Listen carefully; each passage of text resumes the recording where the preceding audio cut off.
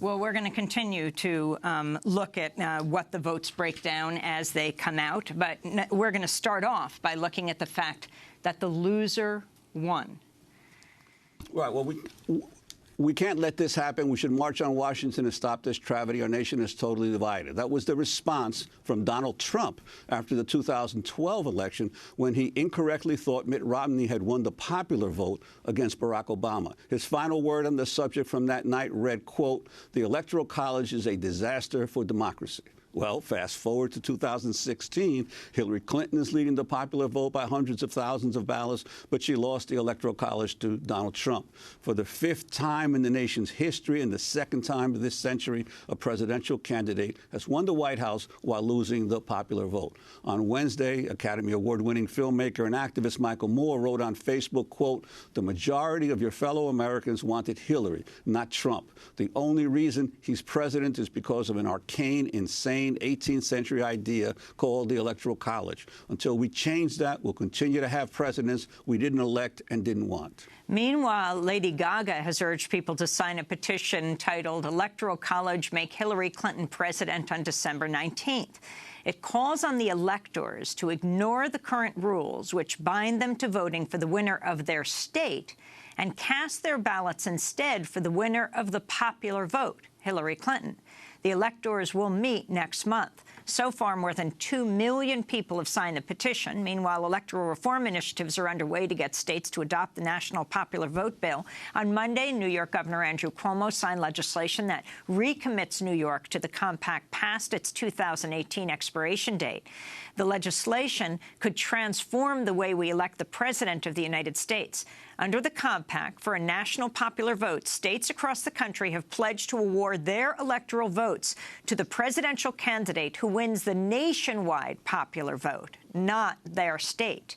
If enough states sign on, it would guarantee the presidency goes to the candidate who wins the most votes across the country.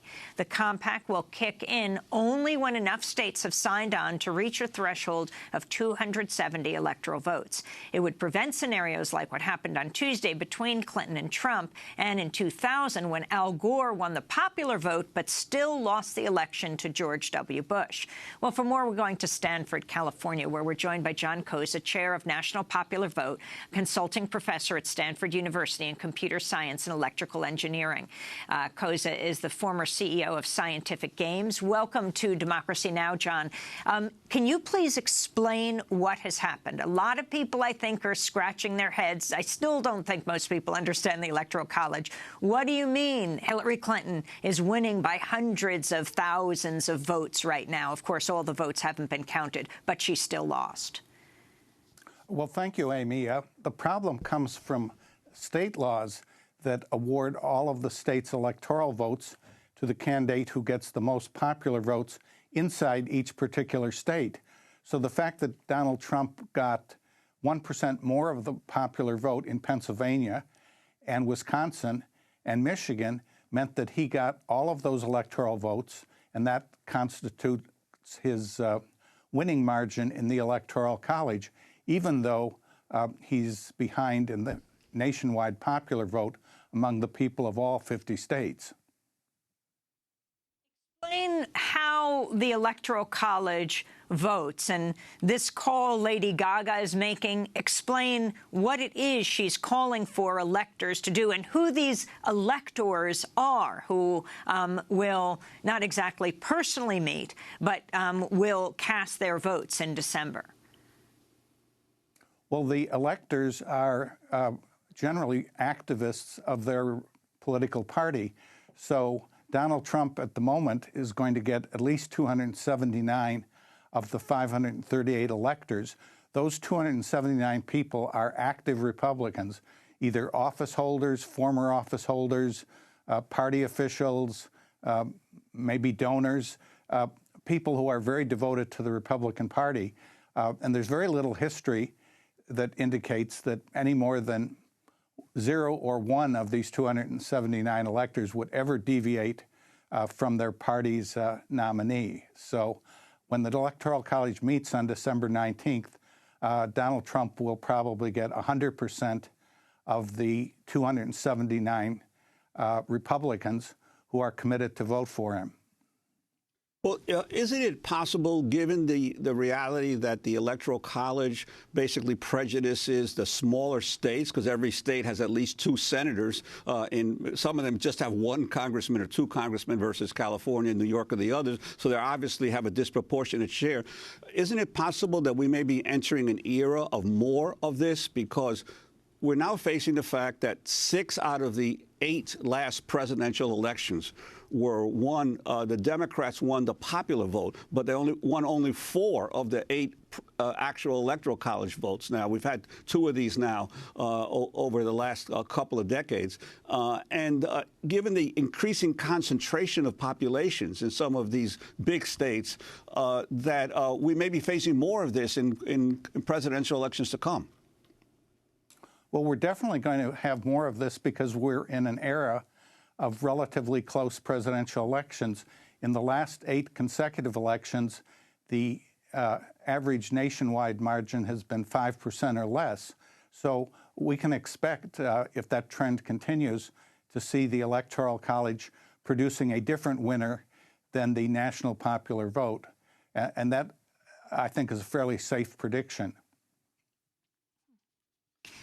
I want to clarify, when I talked about Lady Gaga, she was just retweeting a petition at change.org that was calling for this change. Now, what happens in December? People, how do they meet? They don't physically meet, right, Professor Koza? They do physically meet. They go to their state capitals. So the 20 Trump electors that were elected Tuesday in Pennsylvania will all go to Harrisburg, and they will all dutifully cast their personal electoral vote for Donald Trump. And he'll end up with 279 of the 538 electors, and therefore he'll become president. Mm-hmm. But they don't all meet together from all over the country. So explain how the Electoral College came into place, and talk about what you are advocating for, national popular vote. Well, the Electoral College is probably outdated. It certainly is not what the founders intended. They intended an aristocratic group, small group of noblemen, basically, who would wisely decide who the president is. That went out the window in 1796 in the nation's first competitive presidential election. The problem we have with the Electoral College is not the existence of the Electoral College, it's the state winner-take-all laws that give all of a state's electors to the candidate who gets a bare plurality of the vote inside that particular state. So the fact that Trump carried Pennsylvania, Wisconsin, and Michigan by a hair, even though he was losing the people's vote across the country in all 50 states, means that he gets all of the electors from those 3 states. Now, under the national popular vote proposal, which is now law in 11 states, those states, when we have enough states that have a majority of the electors, that is 270, those laws go into effect, and they will award all of those electors to the candidate who gets the most popular votes in all 50 states, and that's what would guarantee the White House to the candidate who gets the most popular votes in all 50 states. Now, this legislation is already law in 11 states having 165 electoral votes. It needs states with 105 more electoral votes to become law in time for the 2020 election. And John Koza, what states do you see as most likely or the most fertile area to be able to reach that 105 target now that you need? Well, in the last few years, this proposal has become quite bipartisan. So, for example, the latest state legislative chamber to pass this proposal was the Arizona House, where 2/3 of the Republicans and 2/3 of the Democrats sponsored the bill. It also passed recently in the Oklahoma Senate, and excuse me, the Republican-controlled New York Senate. So in the last couple of years, there's been increasing bipartisan support from both parties to change the system. And the real motivation for the change it was not primarily this issue of whether the candidate with fewer votes ends up in the White House, although that's very, very important, obviously, but the fact that most of the states are ignored in the presidential campaign. Virtually all of the presidential campaign that ended Tuesday was conducted in just 12 states, and that was the same in 2012. 100% of the campaign events in 2012 after the nominating conventions were in just 12 states. Governor Walker put it very bluntly about a year ago when he said the nation as a whole is not going to elect the next president. 12 states are. So the biggest single problem with the current system is that most of the country is really politically irrelevant in selecting the president.